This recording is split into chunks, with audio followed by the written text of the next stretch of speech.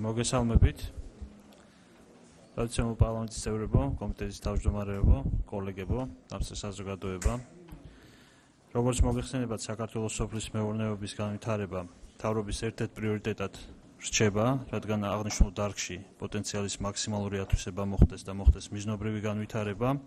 სწორედ ამიტომ დადებითი შედეგის მიღწევის უპირველესი გარანტია იქნება მკაფიოდ განსაზღვრული აგრარული პოლიტიკა და სოფლის მეურნეობის სექტორში ფინანსური რესურსების მოზიდვის მნიშვნელოვანი ზრდა.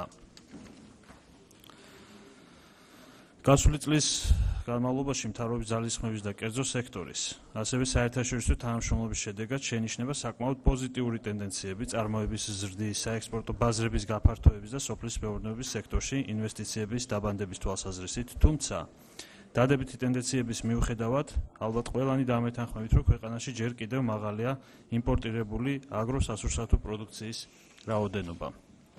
საქართველოს სოფლის მეურნეობის განვითარების სტრატეგიული ხელვა ითვალისწინებს მდგრადი განვითარების პრინციპებზე დაყრდნობით ისეთი გარემოს შექმნას, რომელიც ხელს შეუწყობს სოფლის მეურნეობაში კონკურენტუნარიანობის ამაღლებას, მაღალხარისხიანი პროდუქციის წარმოების სტაბილურ ზრდას, სურსათის უნებლობის და სასურსათო უსაფრთხოების მიზნულობას და სოფლის სიგარების დაძლევას. მიწის გამოყენების უფლებისა და განვითარების, ასევე მიწის ბაზრის ეფექტიანად ფუნქციონირების უზრუნველსაყოფა საკანონმდებლო ბაზის ჩამოყალიბება გახლავთ გადაუდებელი აუცილებლობა და მნიშვნელოვანი პრიორიტეტი. იგეგმება სასოფლო-სამეურნეო დანიშნულების მიწის კადასტრის, ასევე მიწის საინფორმაციო ცენტრალიზებული ბაზის, მარკეტის საშუალებების და საკადასტრო რუბრების შექმნა. ხელისუფლების ამოცანა გახლავთ საქართველოს მოსახლეობა უზრუნველყოს საკმარისი და უბნელი სურსათის მიწოდებით, რომელიც პასუხობს კვებით მოთხოვნებისა და სურსათის მოხმარების ეროვნულ თავისებურების, რასაც მოსახლეობის ჯანსაღი და აქტიური ცხოვრების შესაძლებლობა უნდა შეიქმნას. ჩვენ გავაგრძელებთ და გავაძლიერებთ სასურსათო უსაფრთხოების მონიტორინგს და შესაბამის კონტროლს. ეს გახლავთ ერთ-ერთი უმნიშვნელოვანესი პრიორიტეტი და პრობლემატური საკითხი. ფიტოსანიტარული კეთილსაიმედოობა და ცხოველთა ჯანმრთელობა სურსათის უნებლობის მნიშვნელოვანი კომპონენტია, რაც მცენარეთა სისჯანსაღი ცხოველთა ჯანმრთელობის დაცვასა და საკარანტინო მავნე ორგანიზმებისგან დაცვას მოიცავს. დაენერგება პესტიციდებისა და ქიმიური პრეპარატების მართებული გამოყენების, ასევე მცენარეთა და ცხოველთა დაავადებების მონიტორინგის მეთოდოლოგიური მიდგომები და წესები. კანონმდებლობით დარეგულირდება და შემუშავდება შესაბამისი სტრატეგია წარმოების, გადამუშავების და დისტრიბუციის ეტაპზე მიკროლობატობის ეფექტიანი სისტემის შესაქმნელად. ეს არის ძალიან მნიშვნელოვანი ფაქტორი და მოგესალმებით, ეს არის ევროპასთან ინტეგრაციის ნაწილში ერთ-ერთი ვალდებულება, რომელიც არება ჩვენ აუცილებლად მოგვიწევს. მთავრობა გააძლიერებს ლაბორატორიის შესაძლებლობებს, საერთაშორისო და ვალიდური მეთოდებითა და ტესტებით, რათა უსმრობოს ვაჭრობის მსოფლიო ორგანიზაციის სანიტარული და ფიტოსანიტარული საშუალებებით გათვალისწინებული მოთხოვნების შესაბამისობა და დაენერგოს საერთაშორისო პრაქტიკა. ასევე მზადდება და უმჯობესდება ვეტერინარიული სექტორის განვითარების ღონისძიებები, გაუმჯობესდება საქმის იდენტიფიკაციისა და რეგისტრაციის სისტემები, შეიქმნება ერთიანი ეროვნული განახლებული მონაცემთა ბაზები, რაც ეფექტურს გახდის ეპიდემიოლოგიური მდგომარეობის მართვას, დაავადებების მონიტორინგს, ცხოველთა გადაადგილებაზე და ექსპორტ-იმპორტზე სრულყოფილ ვეტერინარული კონტროლის შესაძლებლობას მოგვცემს. მთავრობა ხელს შეუწყობს სოფლის მეურნეობის მოდერნიზაციას და ახალი ტექნოლოგიების დანერგვას. მოგესალმებით, პაუზა იყო საკმაოდ დიდი და ახლობი. აწლეულს მოიწვია შესაბამისად ტექნოლოგიები, რომელიც ეს არის აპროპრირებული საქართველოში, საკმაოდ მოძველებულია და ამის მოდერნიზაცია და თანამედროვე პრაქტიკების დანერგვა აუცილებელია.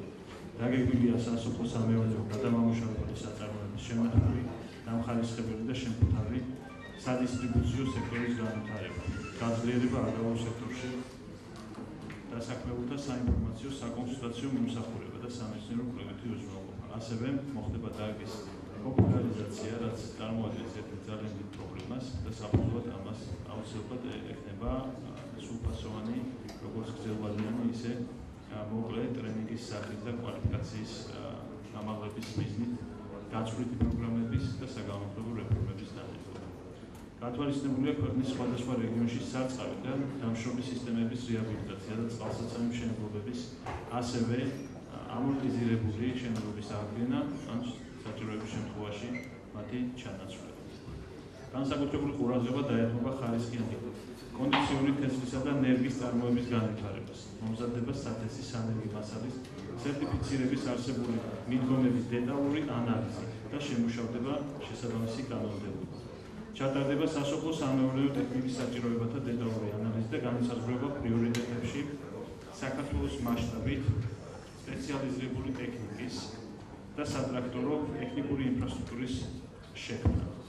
ფერმერთა კოოპერაციის გაგრძელება ასევე რჩება ძირითად პრიორიტეტად.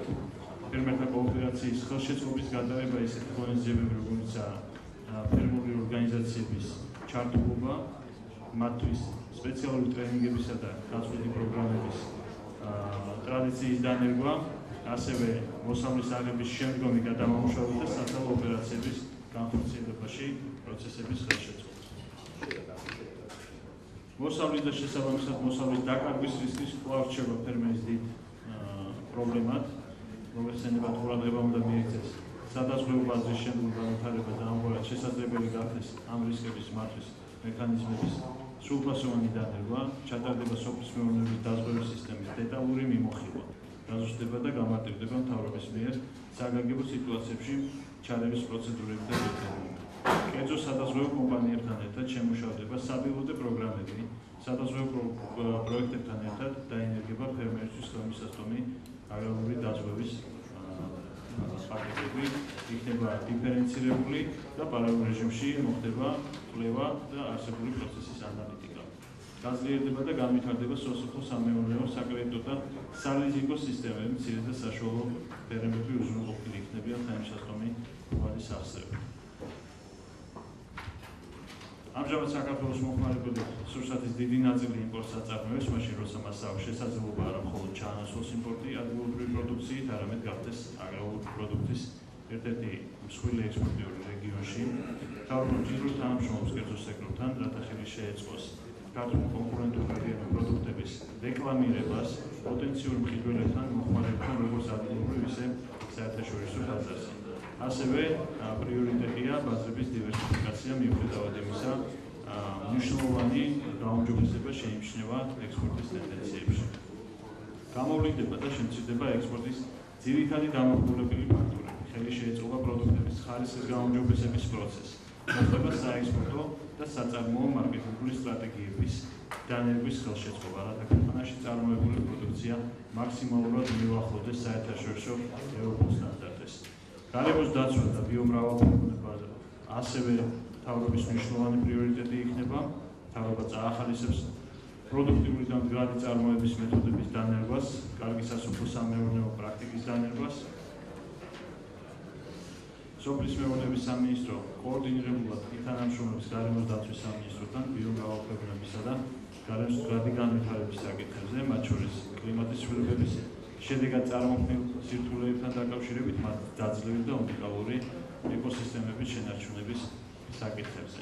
აღნიშნული პოლიტიკის განხორციელების შედეგად გაიზრდება აგრარულ სექტორში წარმოების მასშტაბი, კონკურენტუნარიანობა, სასოფლო-სამეურნეო წარმოებიდან მიღებული შემოსავალი და გაუმჯობესდება რეგიონებში მოსახლეობის ცხოვრების პირობები. ეს არის რაც შეიძლება და მოკლედ, ესე ვთქვათ,